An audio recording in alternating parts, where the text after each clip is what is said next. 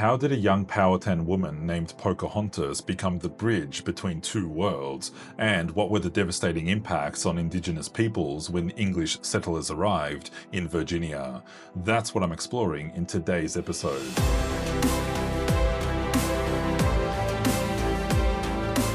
Hey, welcome to the Hoodie History podcast, where I deep dive into all kinds of fascinating stories from the past, from all over the world.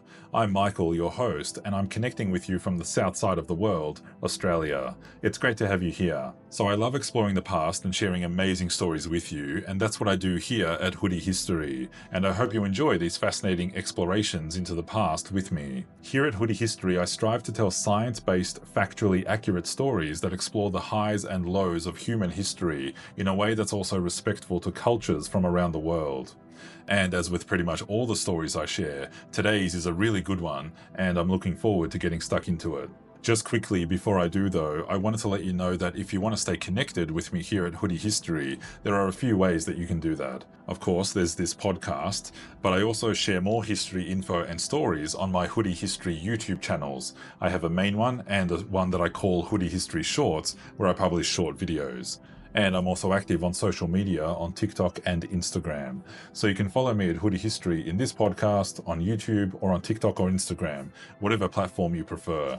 Alright, let's dive into today's story. So in this episode, I'm exploring one of the most significant cultural collisions in North American history, when English settlers arrived in Powhatan territory in 1607, and how a young indigenous woman named Pocahontas found herself caught between two completely different worlds.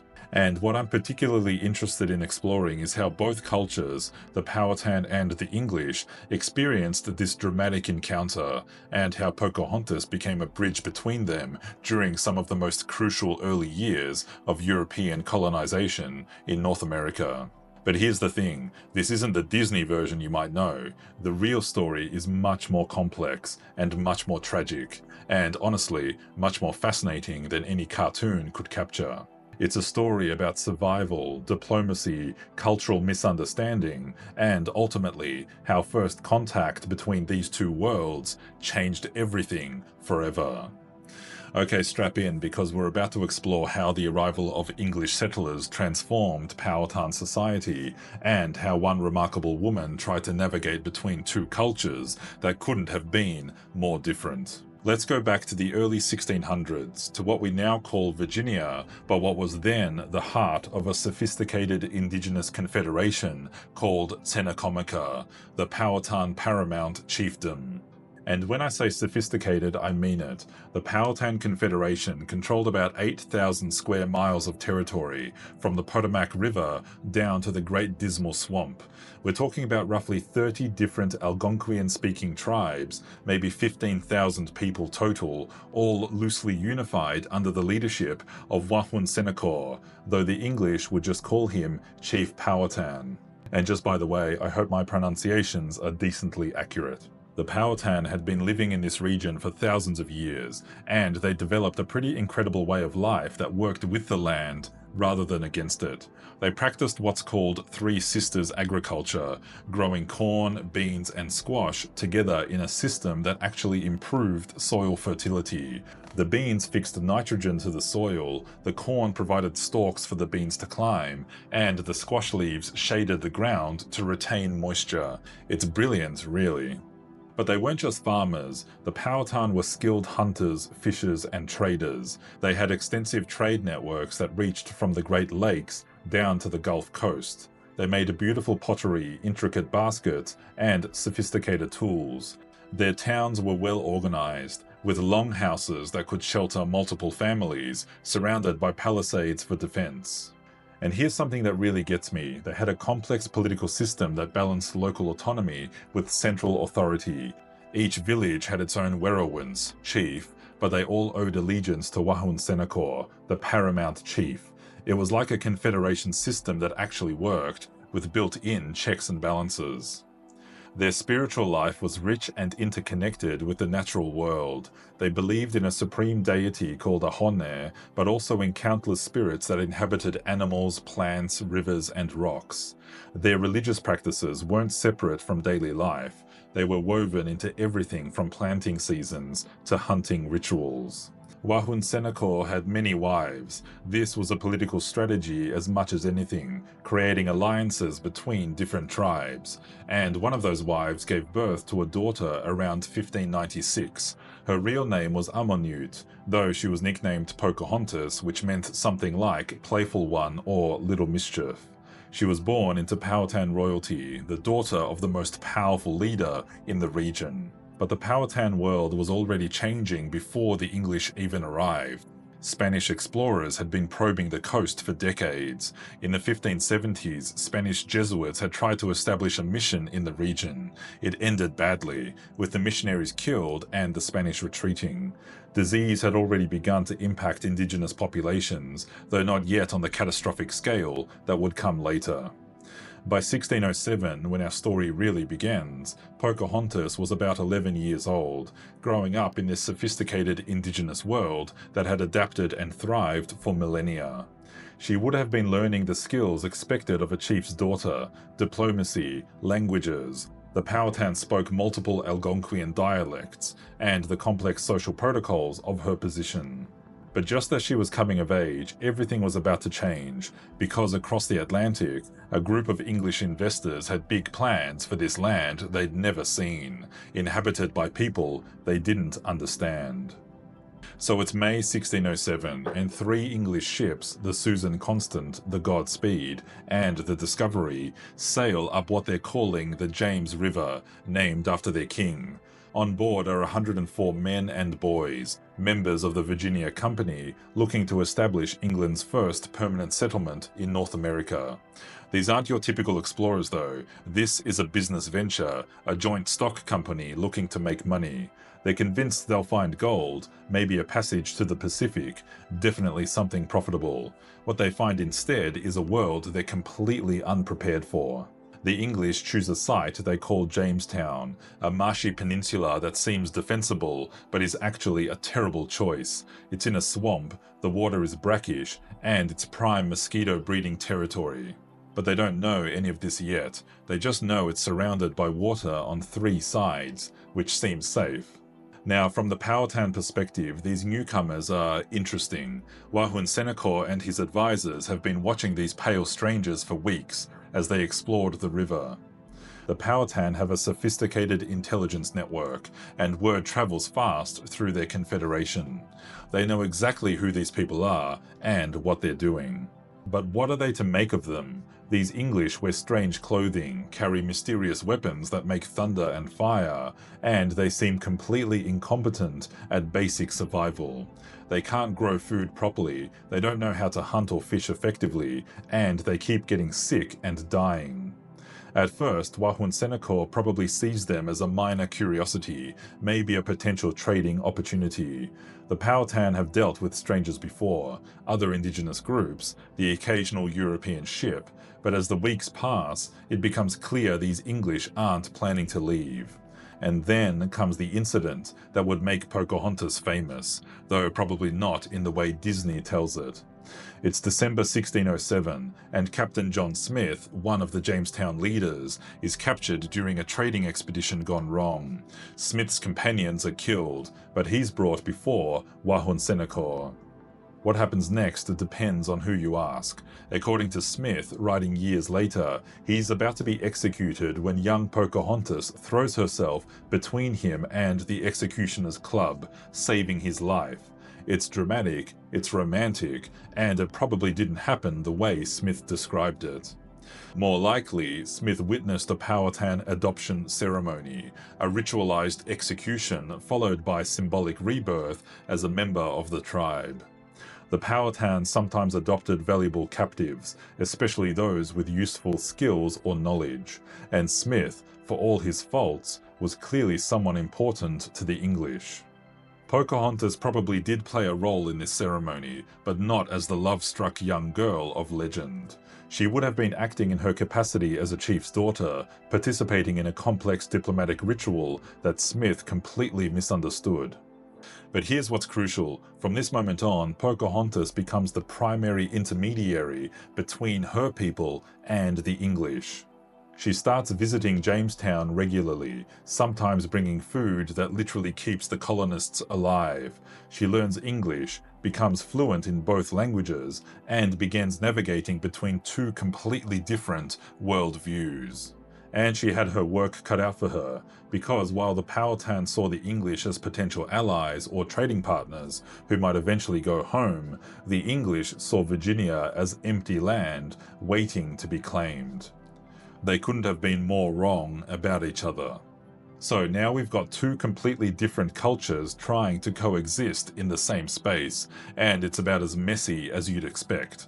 The English and the Powhatan have totally different ideas about land, trade, diplomacy, and pretty much everything else that matters. Let's start with land, because this is where the fundamental misunderstanding begins. The Powhatan see land as communal. Different groups have rights to certain areas for hunting, fishing, and farming, but the land itself belongs to all creation. The English see land as private property that can be bought, sold, and owned permanently. These two concepts are so different, they might as well be from different planets. The English assume that if land isn't being farmed European style, with plows and permanent fields and livestock, then it's empty and up for grabs. But the Powhatan used controlled burning to manage forests, practice rotational farming, and have seasonal hunting grounds. To English eyes, this looks like wilderness. To Powhatan eyes, it's sophisticated land management. Trade is another source of constant confusion. The Powhatan operate on a gift economy. You give valuable things to show respect and build relationships, and eventually you'll receive valuable things back. It's about creating ongoing obligations and alliances. The English want straightforward market transactions. You give me corn, I give you copper, we're even. So when Pocahontas brings food to Jamestown, she's not just being charitable, she's acting on her father's instructions to create a relationship with these strange newcomers. But the English see it as evidence that the savages recognize English superiority. The cultural miscommunication is staggering. And then there's the matter of religion. The Powhatan have a sophisticated spiritual system that sees the divine in all of nature. The English are Protestant Christians who believe the Powhatan are heathens who need to be converted or conquered. The English see Powhatan religious practices as devil worship. The Powhatan see English religious practices as weird and disconnected from the natural world. Now, in the middle of all this cultural collision, you've got young Pocahontas trying to serve as a bridge between two worlds. And she's doing this as a teenager. She's maybe 12 or 13 during these crucial early years, but she's uniquely positioned to help both sides understand each other because she's learning both languages and both cultures. She starts spending significant time in Jamestown, learning English customs and becoming friends with some of the colonists. But she's also reporting back to her father about English intentions and capabilities. She's essentially functioning as both ambassador and spy, which is an incredibly difficult position for anyone, let alone a young woman. The colonists love her because she brings food and she's proof that they can have peaceful relations with the natives. But they also patronize her terribly, treating her like a curiosity or a pet, rather than a diplomatic representative of a sovereign people. Meanwhile, within Powhatan society, there's growing debate about how to handle these English. Some advisors want to attack and drive them out before they become a bigger problem. Others, including Wahun Senecor, think it's better to manage them through diplomacy and trade. Pocahontas becomes a symbol of this diplomatic approach. But as the years pass, it becomes clear that the English aren't going anywhere. More ships arrive, bringing more colonists. The English start demanding more land, more food, more of everything. They're not trading partners or guests anymore, they're becoming an occupying force. The situation really deteriorates around 1609 to 1610, during what historians call the starving time. The colonists are dying of disease and hunger, and they become increasingly desperate. They start raiding Powhatan villages for food, taking it by force when they can't get it through trade. The Powhatan understandably start fighting back, and suddenly Pocahontas finds herself caught in the middle of an escalating conflict between her people and the English she's come to know. The bridge she's tried to build between cultures is starting to burn. Then, in 1613, everything changes for Pocahontas personally. She's captured by English colonists, led by Captain Samuel Argall, who tricks her aboard his ship during what she thinks is a social visit.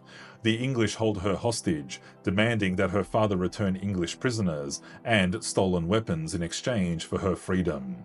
This is where the story gets really tragic. Pocahontas is held in Jamestown for over a year, essentially a prisoner. During this time, she's forced to adopt English customs, convert to Christianity, and take the name Rebecca.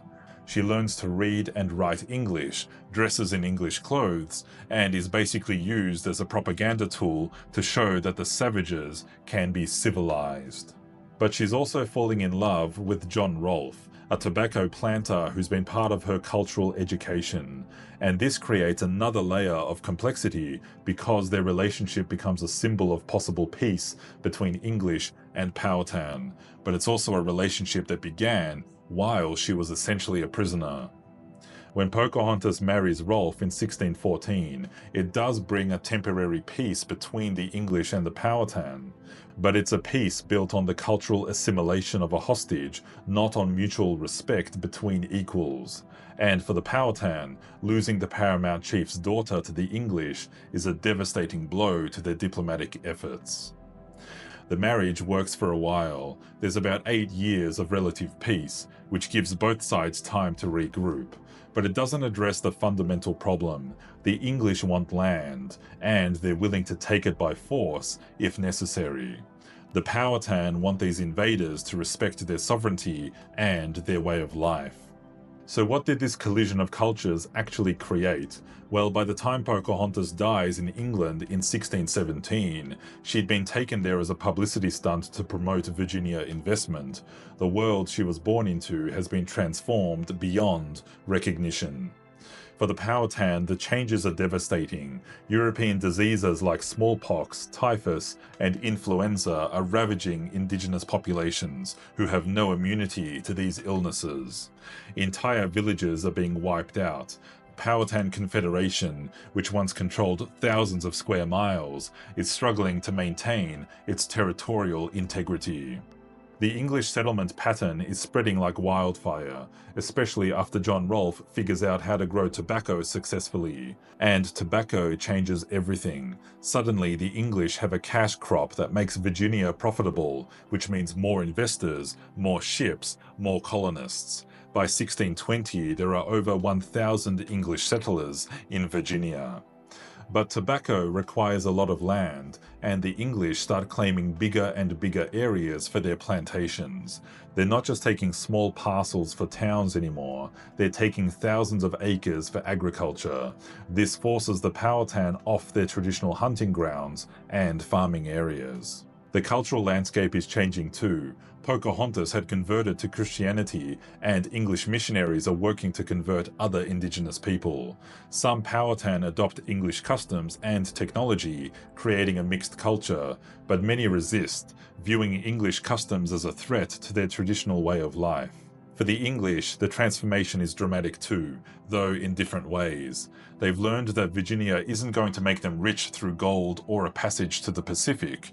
Instead, they've discovered tobacco, which becomes the foundation of colonial Virginia's economy. But growing tobacco requires a lot of labor, and that starts the tragic trajectory toward enslaved African labor that will define the region for centuries.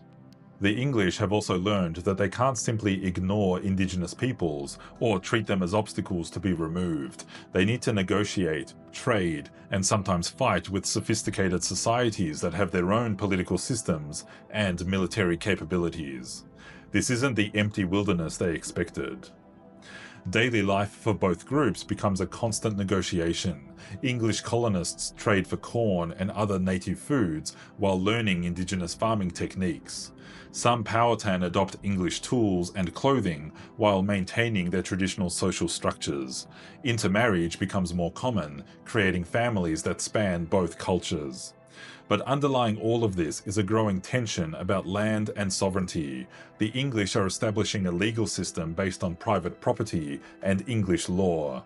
The Powhatan maintain their traditional governance systems and their understanding of land use rights. These two systems are fundamentally incompatible. For ordinary Powhatan families, daily life becomes increasingly difficult. They're dealing with disease, displacement, and cultural pressure to abandon traditional ways. Some families split apart as younger people adopt English customs, while elders maintain traditional practices. Villages that have existed for generations are abandoned as people flee disease or English expansion. English families are facing their own challenges. Many colonists die from disease, starvation, or conflict. Those who survive have to adapt to a completely different environment and way of life. They're learning to eat unfamiliar foods, deal with different diseases, and navigate relationships with indigenous neighbors who sometimes help them and sometimes fight them. The legal framework that emerges from this collision is telling. English law becomes dominant, but it has to accommodate the reality of indigenous presence and rights. Treaties are signed and broken. Legal systems are created that claim to govern both English and Powhatan behavior, but they're fundamentally based on English concepts of law and property. The collision between English colonists and the Powhatan Confederation in early 17th century Virginia set patterns that would define Native American-European relations for the next 400 years, and we're still dealing with the consequences today.